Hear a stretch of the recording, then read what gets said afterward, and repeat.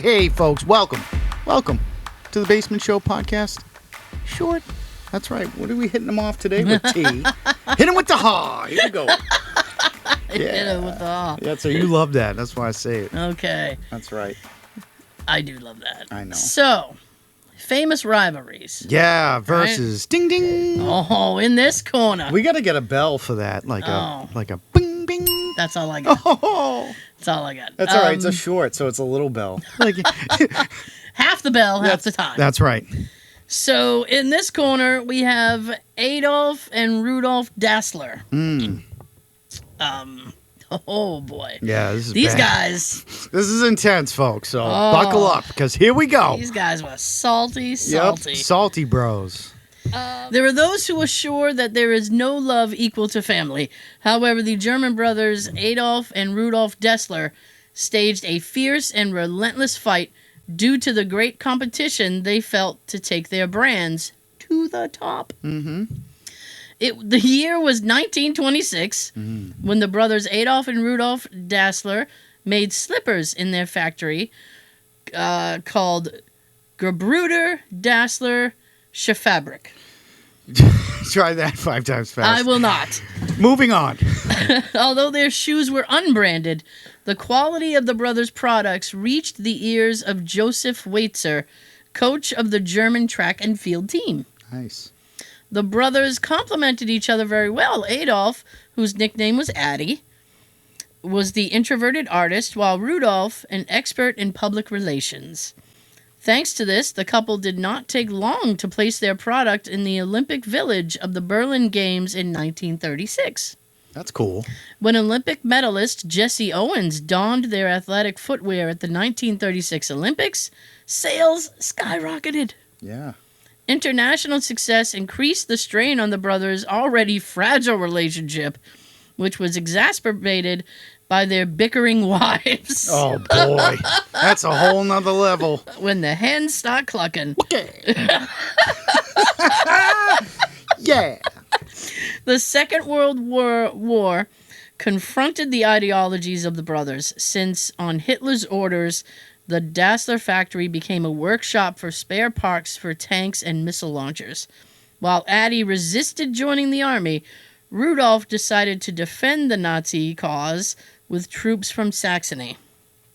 At the end of the war, and after a trial by the Allies to analyze his level of attachment to the Nazi ideology, Addy was able to retain control of his company.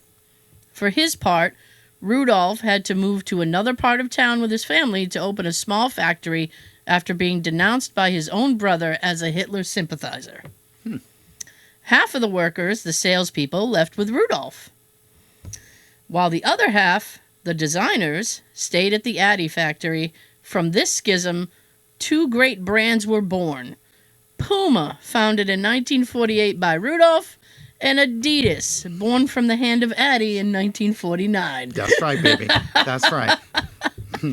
From the moment both brands would face each other at all times. The first victory of this battle was taken by Addy in 1954 World Cup in Switzerland.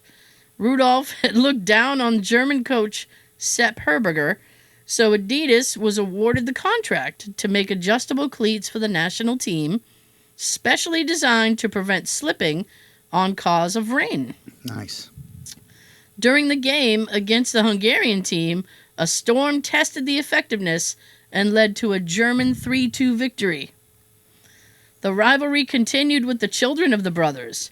Horst, Addy's eldest son and heir to Adidas, managed to block shipments from Puma and to exclusively sell his shoes at the Olympic Village in Mexico, 1968. On the other hand, Armin, son of Rudolf Dassler, made a big name for himself when a Brazilian boy known as Pele wore one of his models at the Mexico 70 World Cup. That's right. On September 6, 1976, Rudolf Dassler passed away, and the hatred between the families was so great that Adidas published a note saying, "For reasons of human pity, the Adolf Dassler family will not comment on the death of Rudolf Dassler." Wow. You said so much by saying so little. Oh. 4 years later, Addie passed away, and his grave was placed as far away as possible from his brothers. By 1990, his Adidas company was owned by French businessman Bernard Tapie, and 2 years later, he declared bankruptcy. Later, Puma was bought by PPR, a French multinational. Both brands would later be relaunched for new generations and would become a symbol of sport and brand loyalty. Ironically, the only member of the Dassler family still involved with the brands is Frank Dassler, grandson of Puma's founder, who also worked for Adidas. Wow. All in the family. Oh, check your sodium level. These guys were too salty. Oh. Oh. I know. So salty. Tie your laces and be sure to ring the bell. Oh. And like, share, and subscribe. Guess what, Ryan? What? We're going to be back next week with what? A full episode. Goddamn. That's right. Episode. A full one. Just for you. All yous out there listening, watching, loving. Yes, we love you too. That's right. We'll be back. Bye-bye.